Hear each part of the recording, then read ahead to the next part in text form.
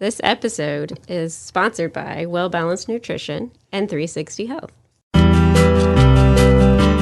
Welcome to the Health Geeks Book Club podcast. Listen in as Kristen Norton and Eleanor Russell review all those great health and wellness books you've been wanting to read or you have read and want to talk about. Here's Kristen and Eleanor.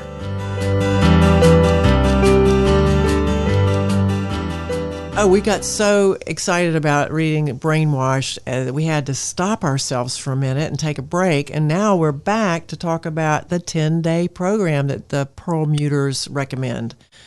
Yes, lots of good stuff to dive into here with his 10-day detox recommendation. Have you done the 10 days? No, and I think that it honestly is going to take more than 10 days. I think 10 days is kind of like this promise that you can make that big of a change in 10 days, but it is a good start and a good way to think about all of these things in one short time period. Have you heard about the 75 Hard challenge? No. Okay, well, I've all of a sudden, since I'm out there on social media all the time, some people have been talking about, I'm doing the 75 Hard, and I'm going, what the heck is that? So I looked it up, and it's a 75-day program, so it's longer than 10 days. If you break the chain on the 6th, anywhere in the first, if you break the chain, you have to go back to day one and start over. And so it's a mindset, how tough can you be to actually make a commitment to something and follow through and do it. But it's a lot of, I think there is exercise and maybe food patterning in there as well. I haven't looked at all that, but that's the 75 Hard, is that you will never finish this. So what I was going to say, read the book, but they do recommend don't start the Brainwash unless you really are committed to it, because they want you to do the 10 days at least. You have to want to do the work to do it, right? But it's really loaded. Like the diet recommendations. Well, let's go you through can't do that in one day. Right, so let's see. So I agree that you have to be committed, but I don't think that you have to go all in or Yeah, I don't think it's not. a 75 Hard. Right. And they said you could modify it. You could pick one of these areas and start focusing on it and improving in it, I think, without having to do. Yeah, they say it's not a quick fix, but they're giving us a blueprint for long-term success and permanent recalibration of your mental machinery. All right, so let's day one. Without further ado, so digital interactions is day one. You focus on those. Which, do you remember what time stands for? Yes, I Because do. I thought that was a really great way to think about our digital activity. Yeah, time restricted, and they were big proponents of getting a timer. Set a timer for 5 minutes, and then at 5 minutes reassess, or I guess you can select the time, but let that beeper go off, and you stop and you say, what is the value of me doing 5 more minutes of this? And if there's important, then go on and set your timer again, but then stop and reevaluate. Because when we get lost on the clickbait, that would be a really good stop trigger. It's like, oh, hell no, I'm just doing clickbait. I need to stop. Right. So the first T is... It's time restricted. Is to set a timer. I like that. Yeah. And what does I stand for? Intentional is that you are intending to go there to social media for a reason, not just, I'm bored. I don't have anything to do. Maybe you could stop and meditate instead of that, if you don't have anything to do. So be intentional about your use of social media. And then that way you might maximize the positive things that social or even any of the digital stuff can do for you. Right. Mindful. So I feel like mindful and intentional go together, right? Yeah, because they do. you're not just, you intend to not just mindfully scroll. You're mindful about what you're doing, the actions you're taking. You're aware of your response to it. Yeah. And then the E was enriching. Does it enrich, my life? Yeah.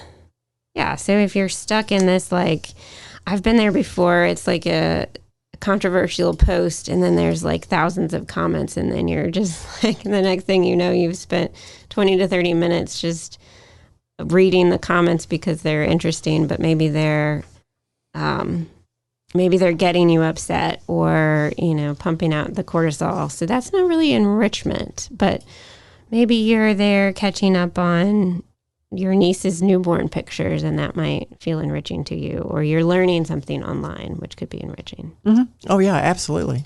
So that's Just being aware of it. Yeah, so I like that. TIME, time restricted, intentional, mindful, and enriching. Exactly. Right. So day 1 is digital detox. Applying the test of TIME to all digital activity. And then day 2. But they also talk about TV in here, which I think sometimes we forget TV is digital as well, and mindless TV watching. Just want to throw that out there. Yeah, I forget about it because I feel like at least my generation watches less and less of it as time goes on anyway. I think that's true. I think we were talking about podcasting and other access, streaming, choice watching instead of just what's being broadcast. You all are making more decisions about, I'm looking to look at this. Right. I know my son is really big on that. He intentionally views things. He doesn't just say, oh, what's on? I'll sit here and mindlessly watch it. Right. Yeah. Day 2, what were you going to say about that? Day 2 is focusing on empathy. So what does he say? Through gratitude. Through gratitude. Yeah, and that was the thing that I was saying I liked in this book. We want to be a more caring society, don't we? And if we're doing things that stop us from being that way, this exercise could be good. So they want us to write down 5 things we're thankful for. I've seen this on many other recommendations. Exactly. Like the happiness advantage and things. And I've done it before, and I definitely think that it helps. And put a journal or a notepad next to your bed so that you can make these notes on gratitude. And maybe I don't think they say this, but don't let your cell phone wake you up with the news reports of all the bad stuff that's happening or the COVID numbers today, which is what mine automatically will do if I don't tell it not to. So they already program these things to do it to us. Right. We have which is what they're saying. Intentionally go in and change it. Yeah. Another optional step for working through empathy is to take time each day and consider why someone who holds a dissimilar perspective from yours thinks and feels that way. Isn't that great? That's very powerful. And I'll add to this, doing a loving kindness meditation. If you've ever done one of those, you would know that it just improves your empathy for other people. It's also a help with self-compassion as well. And Kristen Neff, which is someone we read self-compassion book previously with the self-compassion book, has the loving kindness meditation on her website. Great advice. Day 3 is nature therapy. Get outside, right? Yeah. I mean, he dove into forest bathing and just how that changes. It lights up our prefrontal cortex, right? It helps us think. It increases that awe.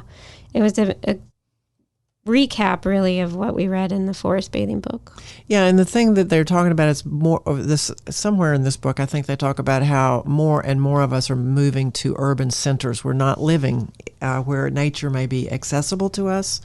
And so they do give some guidance in here. You don't have to go to extremes. Start by locating parks and green spaces near you. Nature is readily available if, we need to get outside. But even plants, plants around, in your house and stuff. Putting them in your office, in your house, yeah. And they even mentioned essential oil at some point because those phytosides that we've talked about. So they're even if you're in a very restricted place, like I think of hospital. I worked in the hospital academic center, and I was in corridors, and I was walking miles every day, but I was walking inside. It never got out on the ground, and I'm in a somewhat natural city, but my job kept me in a huge building, and which is not good. No, it was not good for me. No, unless they actively look to bring nature in, and if you can't do that, like bring a plant in, then there are benefits of even like a poster. Exactly, and or that threw me for a loop. I said, "Are you kidding?" But they did the study, and even the poster made a difference. Yeah, posters of plants. And I think they were looking at hospital designs, and they were saying patients that had windows got better a lot faster than people who were looking at brick walls out the window. Exactly. And that's so how. That is something you wouldn't even expect to get that kind of a result on. So get outside. What's day 4? Day 4 is figuring out food. Now, is this where you want to talk about? Yeah, it's just so okay, loaded. take it away. You can't figure out food in one day.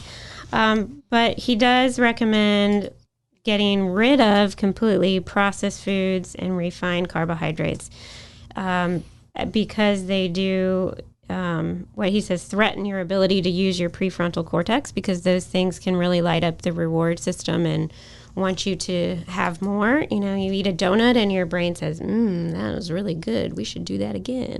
Yeah, but you can train your brain not to do that when you see a donut.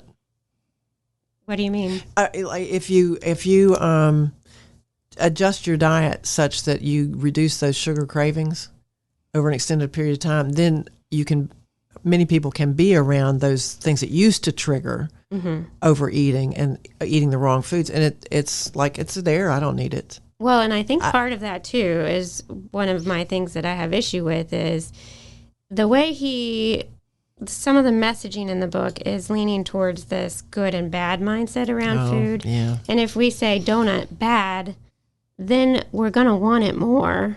And we're going to, so I think it's both. It's labeling it as bad and restricted and off limits. So we want it more. And then we're like, no, I want to give in. So we eat it. And then the brain chemistry reinforces that was really good. We should do it again. So it's just this kind of battle. But Eleanor has I have a but I agree with you. But I think when I was saying, if you detox your system and get the artificial sweeteners and additives and some of maybe the GMO things out of your system, that allows you to look at those things and make a conscious choice saying, I would like to eat that and I'm going to eat it, but then not have to have another one. I think it gives you more control if you can detox your body a little bit. And they're saying this processed food, the refined sugars and starches and all of this stuff, if you have a lot of it on board, that's you've already got the reward pathway kicked up so high you can't resist it. So I agree to a certain extent that taking it out of the diet can help, but it doesn't cure the underlying problem if you have the mindset that food is good or bad. Well, that's true. Because then if you re-enter it, even if you haven't had it in a while, the and taboo it's still is exciting. Yes. So I think you have to do the work on the mindset just as much as you have to do limiting that kind of food. Mm-hmm. So definitely certain foods that are loaded with salt and sugar and, processed by man to be really delicious lights up that reward system and makes it really hard to avoid. So he's encouraging us to wipe those out completely. And then he wants us to focus on a Mediterranean diet with healthful fats, fruits. Which we've heard from other folks, haven't we? We have, yeah. Vegetables, probiotic-rich fermented foods, good starchy vegetables like corn, potatoes, sweet potatoes, variety of grains, which I do like. I think that we don't necessarily have to avoid gluten, in my opinion, unless we know that it's an issue for us. But that variety can help us as well. So like amaranth, buckwheat, rice, millet, trying all of those different grains instead of just focusing on like pasta or something, I think is helpful. He does say dairy is part of his plan, cow's milk, and fruits and wine. He even says wine, like the blue zones. So I agree in general with his guidelines, but I disagree with the way he goes about it and the mindset he provokes of good and bad and kind of, keep this, eliminate that. It's just too hard and black and white for me. He didn't mention coffee. He says it's did he say? in Yeah, the beginning. I don't know if it's in the diet section, but he did say if you drink coffee, fine, but it's what you put in it that matters. Oh, well, I kind of agree with that too. Yeah. But I didn't see the coffee note, so thanks for letting me know, because I would have thought that's such a hot button he would have mentioned it. I mean, he's got wine in here, so why not the coffee? So that's my 2 cents on the dietary recommendations. He did say supplements are something to consider too. Yeah, no, I expect he didn't really identify them clearly, but I would assume he's saying the vitamin D and the omegas. Yep, vitamin D, DHA, turmeric, and MCT. Yeah, he did mention them. There it is on page 183 if anybody wants to look. Yeah. And he does have coffee in the chart on the Brainwash sample menu. That may be why he calls it Powerhouse Coffee. Oh my gosh, did you look that one up? No. I would take issue with the Powerhouse coffee. And is that like the butter coffee? I think so too. The high-fat coffee? It was Powerhouse coffee. 2 cups of hot, strong brewed coffee, 3 tablespoons organic dark chocolate, at least 80% cacao, 2 tablespoons of unsalted butter from grass-fed cows at room temperature, 1 tablespoon of medium chain triglyceride oil, which I think is coconut oil, is what he's saying, and 2 tablespoons of organic heavy cream from grass-fed cows, and organic ground cinnamon for garnish. I'm a black coffee drinker, so that to me sounds awful. Yeah, that's kind of what's known as keto coffee nowadays. How many calories is in that thing? Well, I don't know. It's calorie dense. It is, and I think some people, do it on the keto diet, or they do it instead of breakfast. So the energy they get from it is from oils. Is from the oils, and he is touting that those are beneficial to the brain. Mm-hmm. I think that's a very individualized thing. That's not something I'm recommending to people. I could say that. I mean, if you did that every day, well, interesting. Okay, so that's the diet, but we do, Eleanor, want to pick high quality supplements, right? Oh, absolutely. And I'm Eleanor Russell, 360health4u.com, and I can help you with that in particular. Awesome. And I am Kristen Norton with Well Balanced Nutrition, and definitely can help you review go that about diet plan. A healthy diet plan with the right mindset, and really get to the underlying cause, and take more than one day to reframe the way that you eat. So check me out at wellbalancednutrition.com. All right. Well, that gets us through day 4. So day 5 is successful shut-eye. And, of course, we read the Why We Sleep book that elaborates that whole... Yep, that was episode 4. Yes, of our... of Health Geeks Book Club podcast. How about that? Number 4. Yeah, way 4. Way back then. So go back and listen to Why We Sleep. But that, like you said, that's a recap of everything that was in that book. Yeah, it's great. Yeah, we do need to make sleep sanctuaries and keep TVs out of there and don't have a lot of electronics, because I remember I worked with a pulmonologist. Wasn't your husband, but he used to say the bedroom's for 2 things: sleep and sex. That's it, And there shouldn't be any other activities. It should be a sanctuary. Right, clear out the clutter, the technology, and then have that wind down time. Right, and then set up for slumber, cut off the caffeine. He says at 2 p.m., so no more caffeine. And then, the blue lights from the digitals, we need to check those off a couple hours before we attempt to sleep. And then wind down, like you were just talking about. Read a book or listen to some music or just sit and be still. Mm-hmm. Do your gratitude journal. Which is kind of hard for a lot of us. If we're go-getters, that's tough for me. I think what the hard part is just shutting down your brain after a really busy day. And to be quiet, my brain is just nonstop about all the things on my to-do list or worry. And that bedside, the thing beside the bedside table, they say that helps with that. If you do the brain dump, then you're more likely to be able to be calm. I agree. I don't always do that, but when I do, it's so helpful. Mm-hmm. And then day 6, they wanted to focus on embracing exercise. And we've talked about that in Spark. I don't know which episode that was. That was episode 3, Okay. All about how exercise changes the brain. And I think you've told us make it fun. Isn't that one that you like to? Yeah. Make it enjoyable. Remove the barriers. He says have fun. Forcing yourself through motions will be a lot less effective in the long run than finding activities that excite and energize you. 100% agree. And then exercise with others. Eleanor, you love to do that. Yeah, I did. As a matter of fact, yesterday I kind of dropped the ball on my regular exercising, so I called a friend and said, instead of having a phone conference, could we have a walking conference? And so we met out at the local park, and we walked and talked and did a little forest bathing while we were there, and it was wonderful. Yeah. Just, I think staying in touch with these episodes we're doing might help you guys jog your memory to things you want to do, because it's helping me. So thank you all for listening. Day 7, meditate. Meditate. It says medicate with meditation. Mm-hmm. Use day 7 to try one form of meditation and continue the practice daily thereafter. So we've talked about meditation and breathing, and I definitely think it's a great thing to And to there's begin. some great apps on guided meditation. Digital. I'm talking about, we want digital disconnection, but here I'm saying that there's some great apps for that. Right. Well, he does say digital intrusion. integration there we go. Of proper use and Of technology. not abuse, Yeah. but Yeah. proper use. Right. Yeah. It's the time, right? Being intentional and mindful and choosing the things that are enriching. Mm-hmm. Okay, day 8. Strong bonds, and that means interactions with other people, which Goes back to those good relationships you mentioned. And taking time with excellent them. point in the beginning of this conversation. And day 9, you need to take stock of how this is going.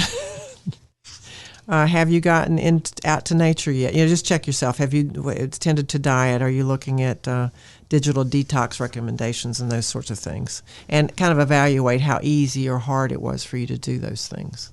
Right. And then day 10, move forward in those areas that you need that extra work on. Mm-hmm.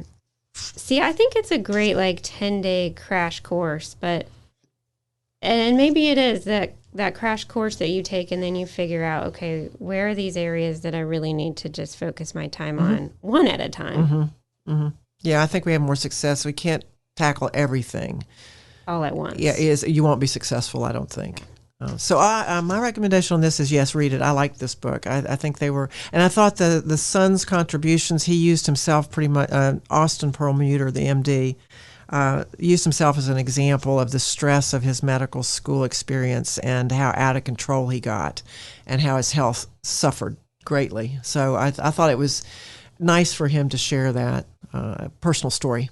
Absolutely, yeah. It helped tie the book together, I think. I enjoyed those personal touches, definitely. Yeah. So I'll end on saying that the book I was mentioning earlier about raising children is called The Whole Brain Child, and it talks about how the prefrontal cortex is your upstairs brain, and your animal brain is the downstairs brain. And it's a great book for anybody who has young children and helping understanding their brain and how their reward systems work and don't work. Well, in a while, maybe we'll review that one. Yeah. 'Cause that could be helpful to our audience. Well, and then after this book, I loved the information as to okay, why are these things affecting our brain and how?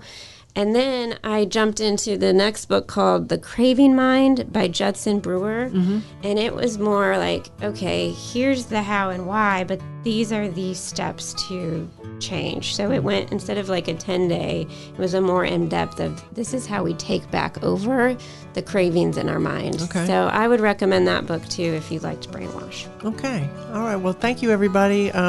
Kristen, I've enjoyed our chat today. I'm all out of coffee. I got to go. I need to refill my water. Have a good day. Bye.